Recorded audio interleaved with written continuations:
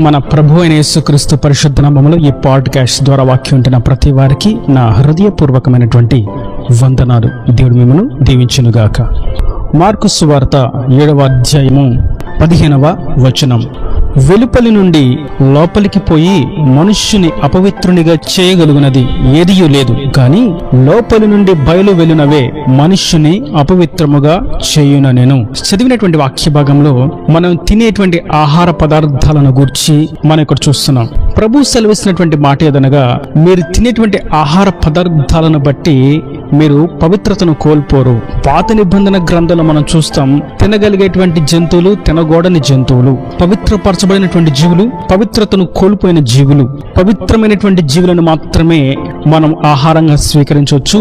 పవిత్రత లేని వాటిని మనం భుజించకూడదు అని ధర్మశాస్త్రం తేటగా సెలవిస్తున్నది. అయితే ప్రభు అంటున్నారు, మీరు తినే దానిని బట్టి మీ శరీరం పవిత్రతను కోల్పోదు, మీ ఆత్మ పవిత్రతను కోల్పోదు, మీ శరీరం ప్రతిష్టతను కోల్పోదు. అయితే మీ లోపల నుండి వచ్చేవి మాత్రమే మిమ్మల్ని అపవిత్రపరుస్తాయి. సాధారణంగా మనం గమనించినట్లయితే కొన్ని సందర్భాలలో మనకు కొందరి ద్వారా మనం గమనిస్తూ ఉంటాం, మేము మాంసాహారము ముట్టము అని, మేము కొన్ని రకాలైనటువంటి దినుసులను మేము స్వీకరించము అని, లేదా కొన్ని రకాలైనటువంటి కూరగాయలను మేము తినము అని. వారు దేని నిమిత్తం దానిని నిషేధించుకున్నారో మనకు తెలియదు, కానీ ఆ నిషేధింపబడిన దానిలో ఉన్నటువంటి వారి ఉద్దేశం ఏదనగా దానిని బట్టి వారి పవిత్రతను కోల్పోతారు అని, దానిని బట్టి దేవునికి దూరమైపోతామేమో అని, దానిని బట్టి శరీరం అపవిత్రపరచబడిద్దేమో అని. అయితే వాక్యం సెలవిస్తున్నది, మీరు భుజించే ఆహారాన్ని బట్టి మీరు పవిత్రతను కోల్పోరు. అయితే చాలా ప్రాముఖ్యమైన కీలకమైన విషయం ఏదనగా, మీలో నుండి బయటకు వచ్చేది మిమ్మల్ని పవిత్రతను కోల్పోయే విధంగా చేస్తుంది. మనిషి లోపలికి వెళ్ళేది మనిషిని పాడు చేయదు, గాని మనిషి లోపల నుండి బయటకు వచ్చేదే పాడు చేస్తుంది. ప్రభు చాలా తేటగా సెలవిస్తున్నారు. శిష్యులకు ఈ ప్రశ్న వచ్చింది, ఇది ఎలాగ సాధ్యం? ధర్మశాస్త్రం ప్రకారం నిషేధించబడినటువంటి జీవులను మేము భుజించకూడదు కదా, ప్రభు ఏంటి ఈ విధంగా సెలవిస్తున్నారు, ఏదైనా తినొచ్చు అని వారికి ప్రశ్న ఉద్భవమై సందేహము వచ్చి ప్రభు యొద్దకు వచ్చి అడుగుతున్నారు. అప్పుడు ప్రభు అంటున్నారు వారితో, 18వ వచనం, ఆయన వారితో ఇట్లనెను, మీరును ఎంత అవివేకులై ఉన్నారా? వెలుపలి నుండి మనుష్యుని లోపలికి పోవునది ఏదియో వానిని అపవిత్రునిగా చేయజాలదని మీరు గ్రహింపుకున్నారా? అది వాని హృదయములో ప్రవేశింపక కడుపులోనే ప్రవేశించి బహిర్భూమిలో విడవబడును. అట్లు అది భోజన పదార్థములన్నిటినీ పవిత్రపరచును. ఇక్కడ మనం గమనిస్తాం, మీరు ఇంకా అర్థం చేసుకోవట్లేదా? మీరు తినేటువంటి ఆహార పదార్థాలు మీ హృదయంలోకి వెళ్తాయా? కాదు కదా, మీ ఉదరంలోకి వెళ్తాయి.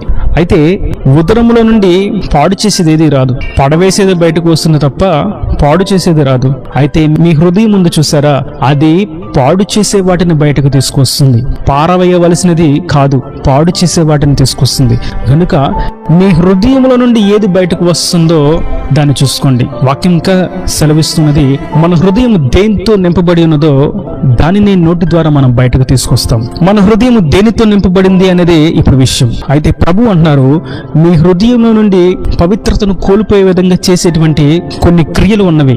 అవేవనగా 21వ వచనం, లోపలి నుండి అనగా మనుష్యుల హృదయంలో నుండి దురాలోచనలను, జారత్వములను, దొంగతనములను, నరహత్యలను, విచారములను, లోభములను, చెడుతనములను, కృత్రిమమును, కామ వికారమును, మత్సరమును, దేవదూషణయు, అహంభావమును, అవివేకమును వచ్చును. ఈ చెడ్డవన్నీ లోపల నుండియే బయలువెళ్ళి మనుష్యుని అపవిత్రపరచునని ఆయన చెప్పెను. ఇక్కడ మనం గమనించినట్లయితే మన హృదయంలో నుండి మనల్ని పాడు చేసేవి, పవిత్రతను కోల్పోయే విధంగా, అపవిత్రతను తీసుకొచ్చే విధంగా ఉన్న విషయాలను మనం ఇక్కడ గమనిస్తాం. ఇవి మొత్తం 13 రకాలు.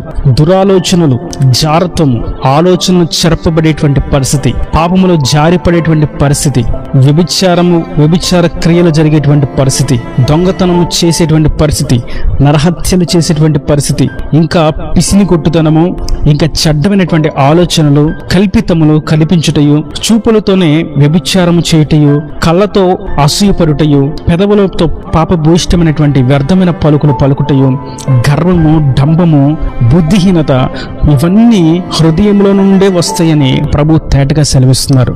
కనుక నేడు ఈ వాక్యం వింటున్నటువంటి నా ప్రియ సహోదరులారా, మన హృదయం దేనితో నింపబడింది అన్న సంగతి మనం జాగ్రత్తగా చూసుకోవాలి.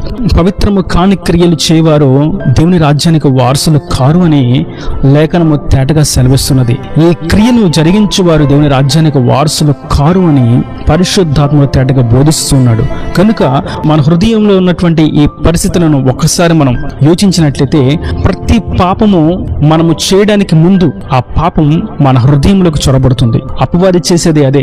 మొదట హృదయాన్ని మలినం చేస్తాడు, ఆ తర్వాత ఆ ఆలోచనను బట్టి శరీరం అంతటిని పాడు చేస్తాడు. అందుకే ప్రభు అంటారు, మీ హృదయం జాగ్రత్తగా పదనపరుచుకోండి, ఎందుకంటే జీవధారలు మీ హృదయంలో నుండి బయలుదేరతాయని సామెతల గ్రంథంలో మనం చూస్తాం. మన హృదయం చాలా విలువైనది, అది అపవాదికి బాగా తెలుసు. అందుకే హృదయాన్ని పాడు చేసేటువంటి పనులు వాడు చేస్తాడు. మొట్టమొదట కళ్ళలో నుండి హృదయంలోనికి పాపాన్ని పంపిస్తాడు. అందుకే ఇంకా ప్రభు అంటారు, మీ దేహానికి దీపం మీ నేత్రాలు. మీ కనులు పవిత్రంగా ఉంటే మీ హృదయం పవిత్రంగా ఉన్నట్లే. ఇక్కడ మనం చూసిన ప్రతి పాప ఇచ్చ మొట్టమొదట కళ్ళతో జరిగేదే.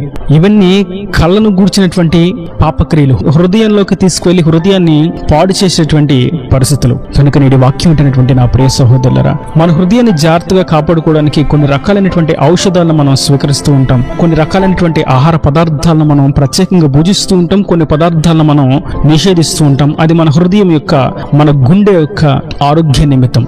భౌతికంగాను శారీరకంగాను మన హృదయం లేదా మన దేహం యొక్క ఆరోగ్యం కొరకు మనం తీసుకునేటువంటి ఆహార పదార్థాల విషయమే ఏ విధంగా జాగ్రత్తగా ఉంటున్నామో, అంతకంటే ముఖ్యంగా మన దేహమును మన ఆత్మను కూడా పాడు చేసేటువంటి ఈ పాప క్రియలను గూర్చి మనం అత్యంత జాగ్రత్త వహించి ఉండాలని ప్రభు కోరుకుంటున్నారు.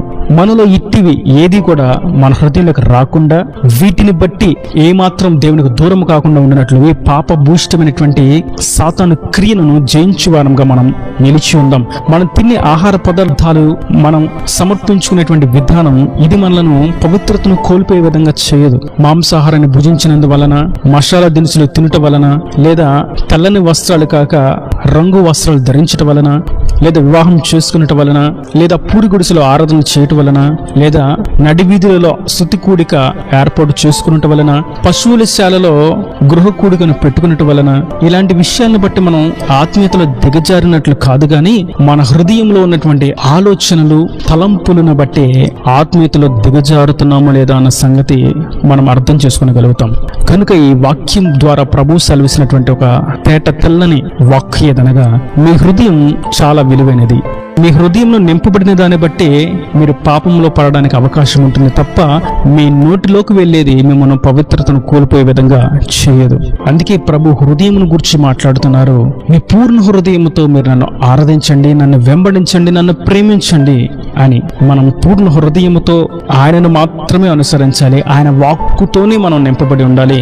ఆయన ఆలోచనలతోనూ, ఆయన చిత్తంతోనూ, ఆయన ఆజ్ఞలతోనూ, ఆయన వాక్యముతోనూ మన హృదయం పూర్తిగా నింపబడి ఆయన చిత్తం చేయడానికి మన హృదయం పూర్తిగా సమర్పించుకున్న వారంగా ఉన్నట్లయితే మనం పవిత్రతలో, పరిశుద్ధతలో ముందుకు సాగగలుగుతాం, దేవుని రాజ్యానికి వారసులుగా చేరగలుగుతాం. అట్టి విధంగా హృదయాన్ని పరిశుద్ధపరుచుకుంటూ ఆహార పదార్థాలను బట్టి, వస్త్రాలను బట్టి, ప్రతిష్టతలను బట్టి కాదు గాని హృదయ శుద్ధి చాలా శ్రేష్టమని ప్రభు సెలవిస్తుండగా అట్టి విధంగా దేవుని ఉద్దేశానుసారంగా జీవించడము గాక. ఇలా దేవుని మాటల ప్రతి వాని హృదయం నీరుకట్టి ఫలింపచేయను గాక. ఆమేన్. God bless you. తలలో ఉంచి కన్నులు మూసినట్లయితే మీ కొరకు చిన్న ప్రార్థన. ప్రేమ స్వరూపి కర్ణ కటాక్షం వెళ్తండి నా ప్రభు ఈ వాక్యాన్ని ప్రతి వారిని మీ నిండాలుగా దీవించండి, ఆశీర్వదించండి.